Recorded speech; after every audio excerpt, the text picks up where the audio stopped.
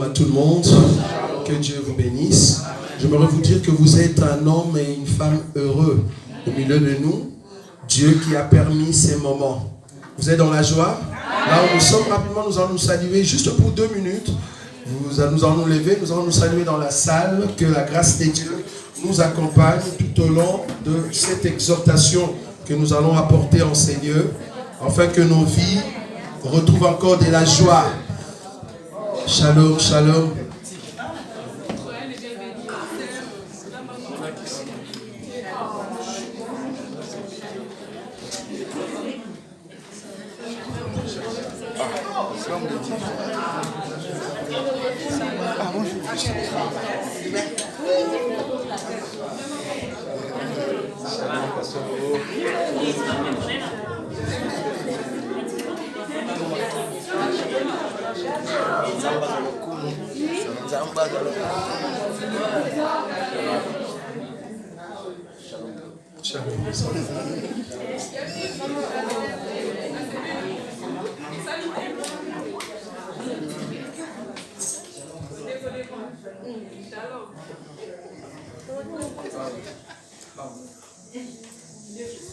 Voilà, que Dieu soit loué. Nous pouvons nous asseoir, nous allons prendre nos Bibles rapidement. Nous sommes dans le livre de Marc, chapitre 5. Je ne vais pas vous prendre beaucoup de temps, vu que c'est une opération. Quand nous parlons de l'opération, c'est-à-dire, c'est quelque chose qui va continuer. Quand on dit opération, il ne faut pas être pressé. Sinon, vous allez très mal déchirer le corps. Quand nous disons opération Talita Kumi, cela veut dire que ça va prendre beaucoup de temps. C'est très important parce que nous croyons que nos bien-aimés, frères et sœurs, en Christ Jésus, il y a beaucoup qui sont encore dans le monde qui ont besoin de cette opération. Alors aujourd'hui, c'est le premier jour et nous croyons que ça va continuer. Si Dieu le veut, en tout cas, ça va prendre fin quand nous allons partir. Amen. Marc chapitre 5. Marc chapitre 5. Je vais prendre le verset 38. Marc chapitre 5, verset 38. La Bible dit ceci. Ils arrivèrent à la maison du chef de la synagogue, où Jésus vit une foule brillante et des gens qui pleuraient et poussaient des grands cris. Il entra et leur dit, « Pourquoi faites-vous du bruit? Et pourquoi pleurez-vous? L'enfant n'est pas morte, mais elle dort. » Et ils se moquèrent de lui. Alors ayant fait sortir tout le monde, il prit avec lui le père et la mère de l'enfant et ceux qui l'avaient accompagné. Et il entra là où était l'enfant. Il la saisit par la main et lui dit, Talita Kumi, ce qui signifie, jeune fille, lève-toi, je te le dis. Aussitôt la jeune fille se leva et s'est mise à marcher, car elle avait 12 ans. Et ils furent dans un grand étonnement. Jésus leur adressa la parole, de fortes recommandations pour que personne ne sache la chose. Et il dit, qu'on donne à manger à la jeune fille, parole du Seigneur. Amen. Comme nous avons dit, c'est une opération qui va en tout cas prendre beaucoup de temps. Parce que nous voulons vraiment aller comme des Autriches. Bon, c'est vrai, l'Autriche étant un oiseau, il peut voler. Mais il faut comprendre que le vol de l'Autriche, pour l'avoir, il faut vraiment être à côté de cette Autriche. Donc ici à la maison, il faut comprendre que nous allons voler. Mais aujourd'hui, permettez que nous puissions aller vraiment sur terre. Parce que c'est une opération. L'opération, il ne faut pas être pressé. Sinon, la partie de jarret va se déchirer et l'animal deviendra amer. Donc nous allons prendre notre temps. Nous l'avons dit que c'est une campagne d'évangélisation. Donc nous allons amener un peuple à comprendre la grandeur de Jésus. La capacité de cet homme de Galilée. Amener à comprendre la puissance de cet homme de Galilée. C'est ça le but de cette opération. Jésus était dans la barque, il est descendu. il y a eu un chef de synagogue qui est venu pour lui dire, écoute maître, mon enfant est malade. Donc l'enfant était d'abord entre la mort et la vie. Et Jésus commençait à aller. D'abord je vous épargne des révélations, parce que si vous voulez des révélations, pour ceux qui connaissent cette histoire, parce que je vais juste le frôler.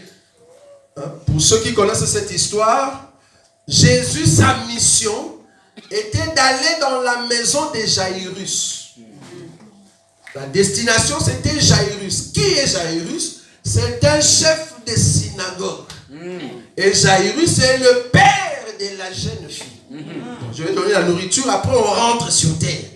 Parce que chez nous, et la nourriture, et l'autruche, on peut toujours le donner. Mais donnons d'abord la nourriture. Jésus voulait aller chez Jaïrus. Parce que c'est Jaïrus qui a crié. La Bible dit, il a fait une prière. Ah, nous comprenons que cet homme qui est en train de prier devant Jésus, c'est un chef de synagogue. C'est tout un sacerdoce qui est en train de pleurer pour sa fille qui est malade. Mais à quel âge? 12 ans. Donc, première année, jusqu'à 12 ans, cette fille était en bonne santé. Mais avec qui? Avec son père qui est un chef de synagogue. J'aime ça. Pour ceux qui ont des yeux, les 12 ans de cette fille n'étaient rien d'autre que le sacerdoce mosaïque qui était en train de marcher avec Israël qui était en bonne santé. Mais en même temps, la première année de cette jeune fille, il y a une femme qui a commencé à la même année sa maladie. Est-ce que vous voyez ça? Parce qu'il y a la guerre des 12 ans. Il y a une qui était en bonne santé pendant 12 ans. C'est la 12e année qu'elle devient malade. Et il y a une autre qui devient malade depuis la première année jusqu'à la 12e année. Et la Bible dit qu'elle avait la perte de sang.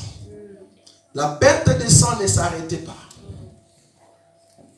Or, la loi dit, si une femme est en train de perdre le sang tout le temps, il faut le laisser en dehors de la vie. En dehors du corps. Parce que la loi consistait à une femme qui perd le sang mensuellement. Et il y avait une autre qui perdait son sang tout le temps. Donc le sang ne s'arrêtait pas. Or, Israël perdait aussi le sang. Mais son sang s'arrêtait. C'était un sang qui se perdait chaque mois. Et à un moment, ça s'arrête. Pourquoi? Parce qu'il y a maintenant le temps de l'ovulation.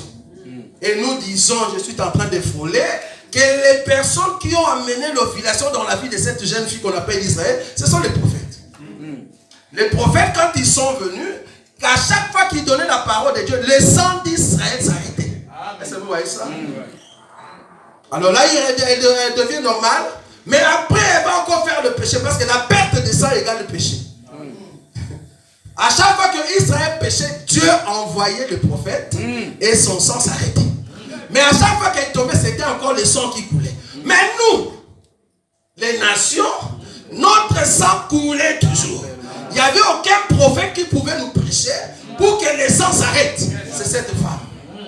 Pendant 12 ans, elle perdait toujours le sang.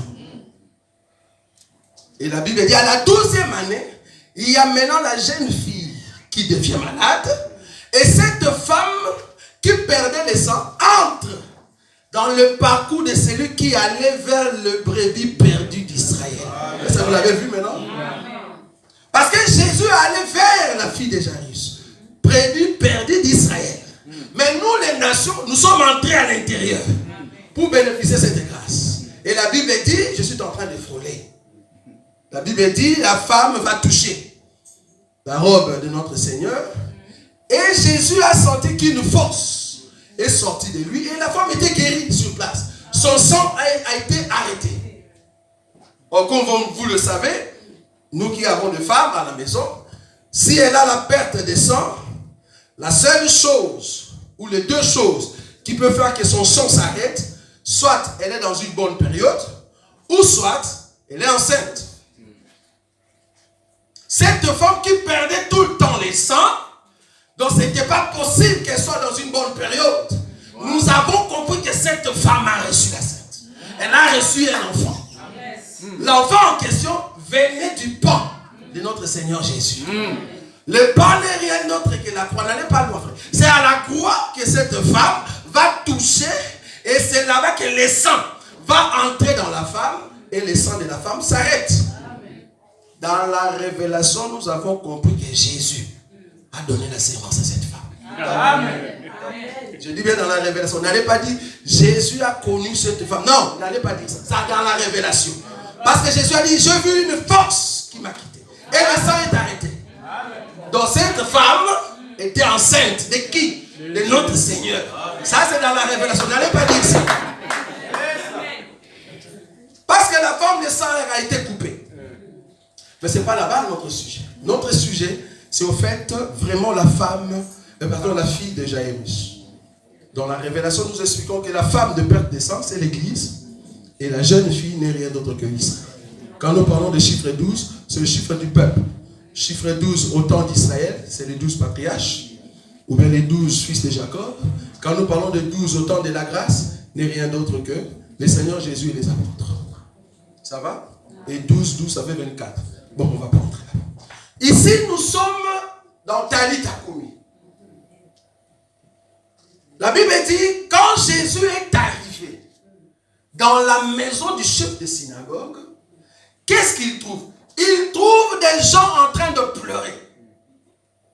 Parce que l'opération Talita Koumi veut assez que toute personne qui vient du royaume puisse se réveiller, ceux qui dorment encore. C'est pour ça que nous avons dit campagne d'évangélisation. Jésus, en arrivant, il trouve la foule. Des gens qui pleuraient. Des gens qui faisaient des bruits. En d'autres termes, il regrettait que la fille est morte. Mais il n'avait pas la force de la ressusciter. En d'autres termes, c'était une position de faiblesse que ces gens avaient.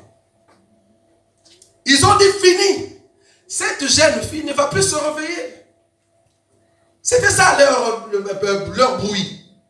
En pleurant, c'était au fait, dernier mot pour dire, nous n'avons plus la force, cette fille est partie, nous ne la verrons plus. C'est comme si on l'a condamnée. Elle ne va plus se réveiller. Jésus, quand il est arrivé, au lieu d'avoir la compassion de ceux qui pleuraient, il a compris que leur façon de pleurer, c'était au fait un bruit. Un bruit. Jésus dit non. Pourquoi faites-vous du bruit? Pourquoi pleurez-vous? Parce que la jeune fille en question n'est pas morte. Et la Bible dit Jésus va faire sortir tous ceux qui étaient à la maison pour que la maison reste vide. J'aime ça. Tu ne peux pas recevoir la résurrection si la maison n'est pas vide, frère. Amen. Parce que ta maison était remplie de ceux qui font que de bruit. C'est une vie amère, une vie de péché. Et tout ce que les démons faisaient en toi, c'était de bruit. Et quand le Seigneur arrive, c'est pour amener l'intervention divine. La première des choses que Jésus va faire, c'est d'abord chasser tout le monde qui était dans la maison. Matthieu chapitre 12, le verset, je crois, 43. La Bible dit, si un esprit est sorti d'un corps, l'esprit va chercher des lieux arides. S'il ne trouve pas un endroit, il dit, je vais rentrer là où j'étais. S'il rentre, il revient, il écoute la maison vide et qu'il n'y a personne qui l'occupe, qu'est-ce que le démon va faire? Il va aller chercher d'autres démons, ils vont venir habiter à l'intérieur parce que la maison était vide. Mais regardez notre Seigneur ce qu'il a fait. La Bible dit quand il est arrivé, il a chassé tout le monde, lui-même, plus Pierre, Jean et Jacques, et le père et la mère, ils entrent dans la maison. Parce que si la maison reste vide, ceux qui font des bruits vont rentrer. Est-ce que vous voyez ça? Amen. Tu ne peux pas être ressuscité si le Seigneur Jésus lui-même n'occupe pas la maison. Amen. résurrection commence quand le Seigneur vient occuper ton cœur.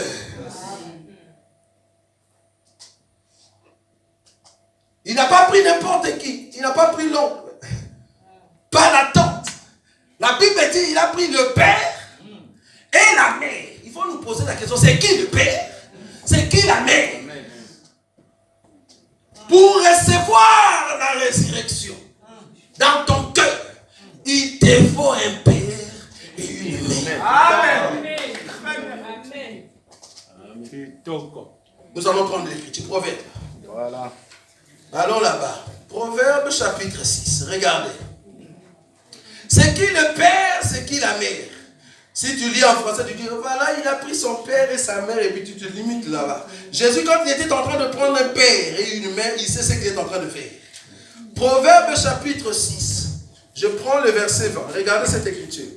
La Bible dit ceci. Mon fils, garde le précepte de ton père et ne rejette pas l'enseignement de ta mère. Lis-le constamment sur ton cou. Attache-le à ton cou. Regardez le 22. Ils te dirigeront dans ta vie, dans ta marche. Nous avons compris que cette jeune fille, quand elle était en vie, elle marchait avec son père et sa mère. Amen. Vous avez vu ça, non? Ici en Proverbe. 22. Ils te dirigeront dans ta marche. Ils te garderont sur ta couche. Jésus a dit, cette fille dort. Donc quand elle dormait, à l'intérieur de cette jeune fille, il y avait la voix de son père et de sa mère. On continue.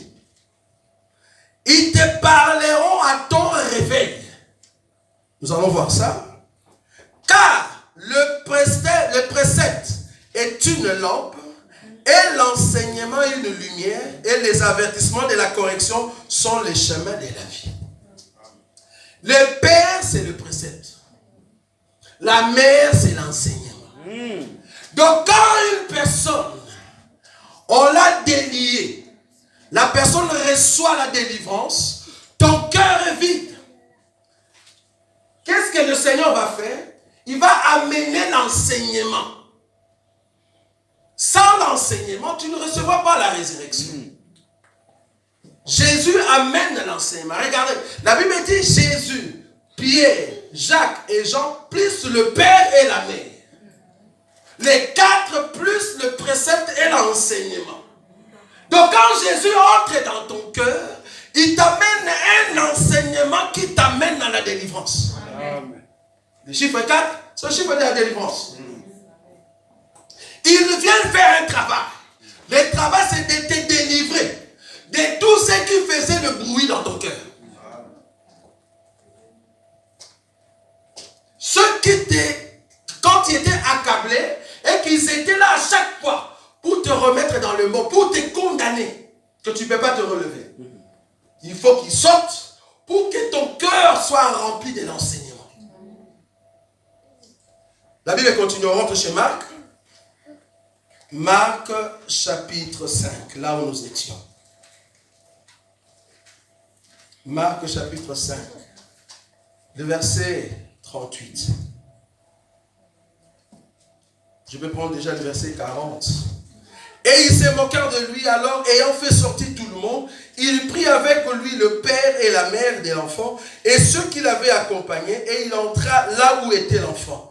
Il a saisi par la main et lui dit, Talita Koumi, ce qui signifie, jeune fille, lève-toi, je te le dis. La Bible dit, après que ceux qui faisaient le bruit à l'intérieur sont sortis, il faut maintenant que Jésus occupe la maison. Mais Jésus va occuper la maison avec le père et la mère, en d'autres termes, l'enseignement. Après l'enseignement, Jésus va prendre la main de cette jeune fille. Quand nous parlons de la main, ce sont deux œuvres. Le travail de cette jeune fille. C'est par là que le Seigneur commence. Une bonne résurrection. Quand tu donnes ton cœur à Jésus, c'est comme si le Seigneur venait auprès de toi. Il te dit, je veux être ton maître. Quand tu acceptes, il vient habiter en toi. Mais ce n'est pas encore le mariage. Ce n'est pas encore le mariage. Tu dois prendre tout ce que tu possèdes. Tout ce que tu fais comme œuvre, tu dois donner à Jésus. Jésus a pris la main.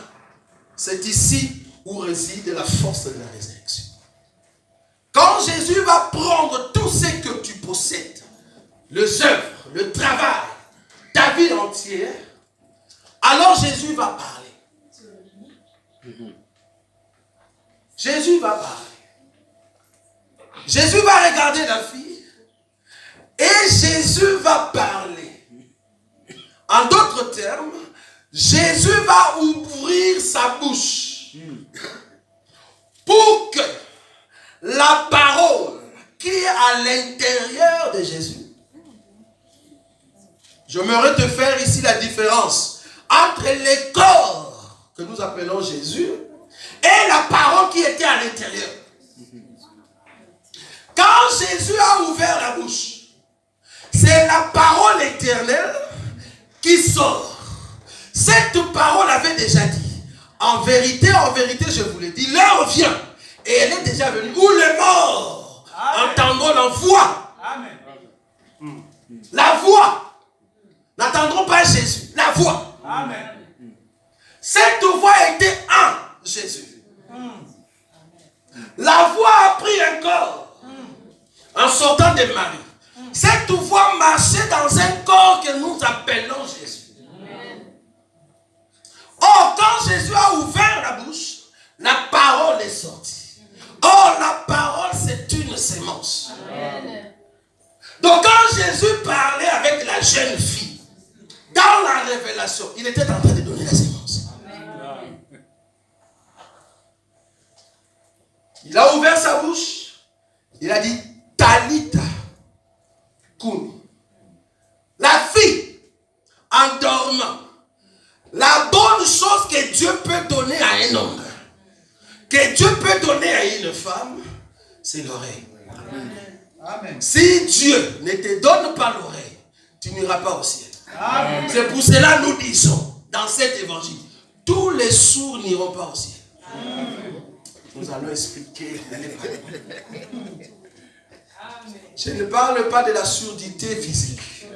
Je parle ici de sourds spirituels.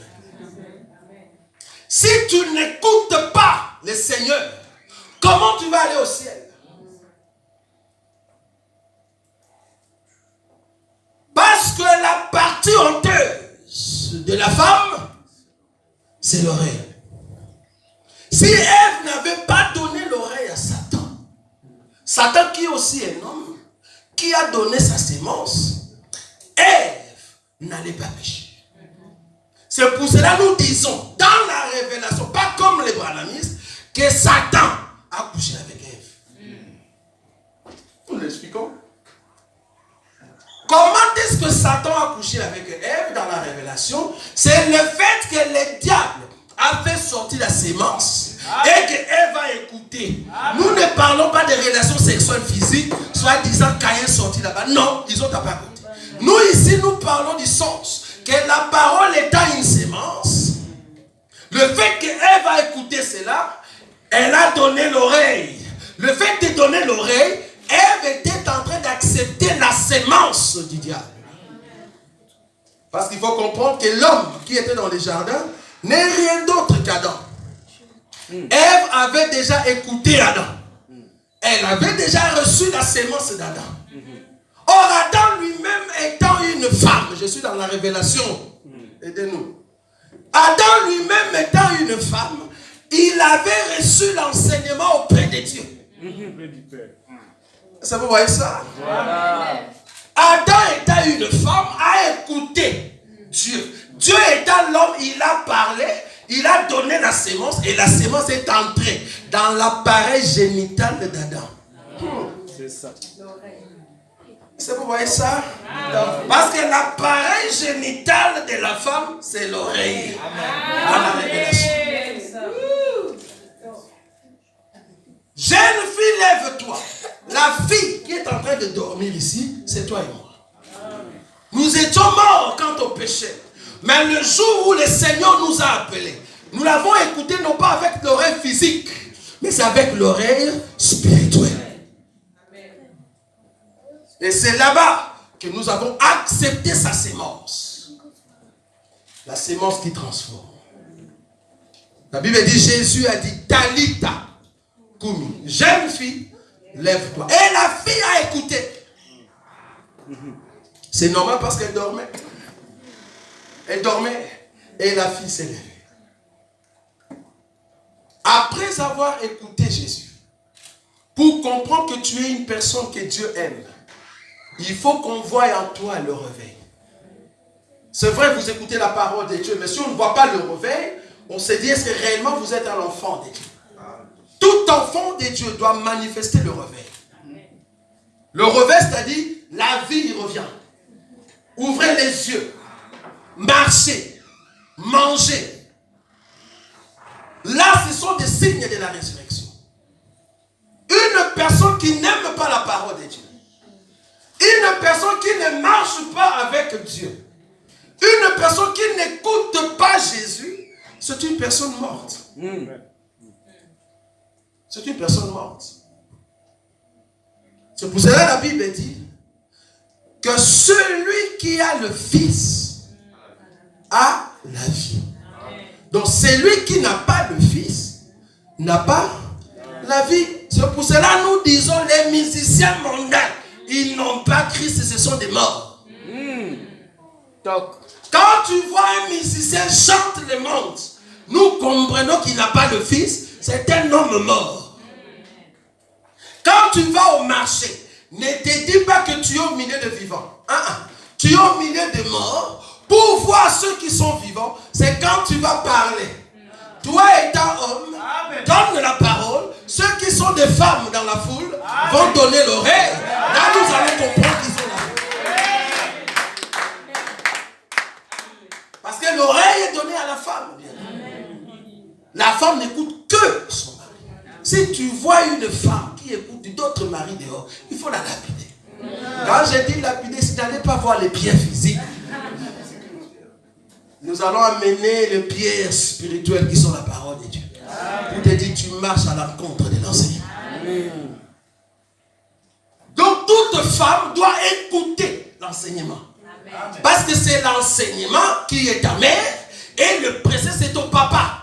En d'autres termes, c'est ça qui est l'autorité sur toi. Mais si tu ne respectes pas cela, tu n'iras pas au ciel. Quand nous parlons de la résurrection, c'est pour te réveiller. Toi qui es encore pécheur. Tu vis encore dans le péché. Il c'est pour que maintenant, le Seigneur est en train de toucher ta main, mais tu n'es pas encore réveillé. Amen. Il y a d'autres. Le Seigneur n'est même pas entré dans leur maison. Le Seigneur est en train de passer, où il est en train de venir. Parce que si nous ne sommes pas encore partis au ciel, c'est parce qu'il y a encore nos frères qui sont encore chez Kofi. Amen.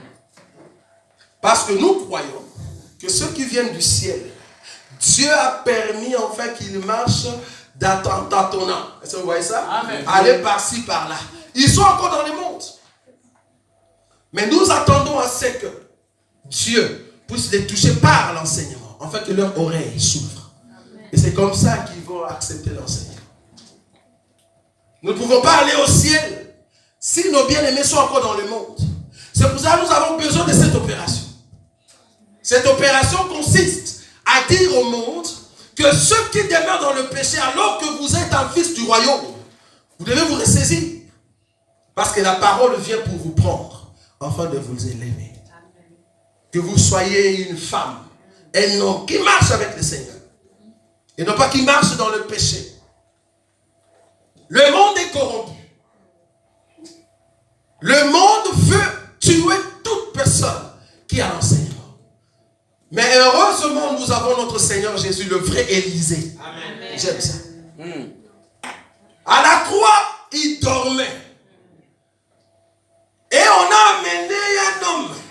La Bible dit cet homme était mort. En amenant les gens qui pleuraient, ils ont déjà condamné cet homme, que cet homme, on va l'enterrer.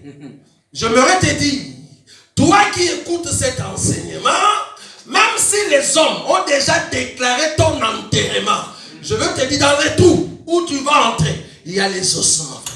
Amen. Pourquoi? Parce que tu viens du ciel. Même si les hommes ont déjà condamné, mais dans les trous, le Seigneur est en train de t'attendre avec ses ossements. La Bible dit on amène cet homme et arrivé dans le trou, on le dépose dans son corps mort. Je souligne bien mort. A touché les os d'Élysée. La Bible dit cet homme a sauté. Je te dis avec notre Seigneur Jésus, avec cet évangile, tu vas sauter. Tu vas sauter et aller de l'avant. Parce que c'est la vie qui sera communiquée. Un homme qui reçoit la résurrection saute, marche, jubile, chante et crie parce qu'il a envie. Parce que la résurrection est dans l'enseignement. C'est l'enseignement qui nous ressuscite, bien-aimés. Nous sommes un peuple que Dieu a appelé avant de rentrer à la maison. Ce que nous allons rencontrer, c'est l'enseignement. Tu ne peux pas aller au ciel si tu n'as pas rencontré cet enseignement. Personne ne peut aller là-bas. Pour aller là-bas, il faut avoir cet enseignement. On nous a posé la question. Dieu a créé Ève. Ève avec quel âge? Waouh! Il y a des questions qu'on nous pose, tu te dis, frère, je laisse de prêcher. Parce que ça, je ne veux pas trouver. Mais heureusement, dans cet évangile, nous répondons à toutes les questions. Si vous voulez connaître l'âge de Ève, venez demain, venez ici. Nous allons vous donner l'âge. Même l'âge d'Adam, nous connaissons. L'âge d'Adam. Ève était créée une femme mature. Pas un bébé. Mature. Ayant des capacités, aidez-nous dans cet évangile, nous parlons de tout. Ayant des capacités pour donner le lait. Ça, vous voyez ça? Mature. C'est l'église que Jésus va prendre. Jésus ne va pas prendre de bébé, bien aimé. Les bébés spirituels, non. Jésus va prendre une femme mature. Et nous disons toujours, la grande partie du corps d'Ève se repose. Ce que Dieu est en train de faire maintenant avec nous les vivants, c'est la dernière partie que Dieu va rajouter dans le corps que nous appelons Ève. Et c'est comme ça que Ève va s'élever. Qu'est-ce que je veux dire? Depuis Adam, Noé, Abraham, Isaac, Jacob, Moïse, tous ces prophètes d'or, c'est le corps d'Ève. Parce que quand la trompette va sonner, et nous, et eux qui sont morts, nous ne dévancerons pas ceux qui sont morts au son de la trompette, le mort en Christ, le prophète, ceux qui avaient l'esprit de Christ,